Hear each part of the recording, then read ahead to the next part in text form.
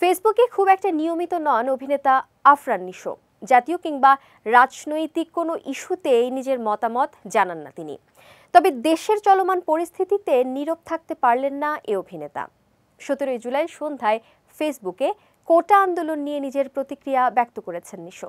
দেশের চলমান অস্থিরতার প্রতিক্রিয়ায় জানিয়েছেন, রক্তাক্ত রাজপথ চান না তিনি। একথা তিনি জানিয়েছেন নিজের লেখা কবিতার মাধ্যমে। সেটি পোস্ট করেছেন ফেসবুকে। কবিতার শেষ দিকে নিশো আরও জানিয়েছেন, তিনি এ পরিস্থিতির সমাধান চান। টাঙ্গাইলে বাড়ি আফরান নিশোর। তার বাবা প্রয়াত হয়েছেন, ছিলেন বীর মুক্তিযোদ্ধা। তাদের আত্মত্যাগে পাওয়া এ দেশ ও পতাকায় আর রক্ত দেখতে চান না নিশো। অনেকদিন ধরেই অভিনয় ও পর্দার বাইরে আছেন আফরান নিশো। জানা গেছে 2টি সিনেমায় চুক্তিবদ্ধ হয়েছেন তিনি। এগুলো ঈদ মৌসুমে মুক্তি পাবে বলে ধারণা করা হচ্ছে। যদিও সিনেমা দুটি নিয়ে কিছুই জানায়নি প্রযোজনা প্রতিষ্ঠান। ভক্তরা বিষয়গুলো নিয়ে জানতে মুখিয়ে আছেন। সুরঙ্গ সিনেমা দিয়ে বড় পর্দায় অভিষেক হয় আফরান নিশোর।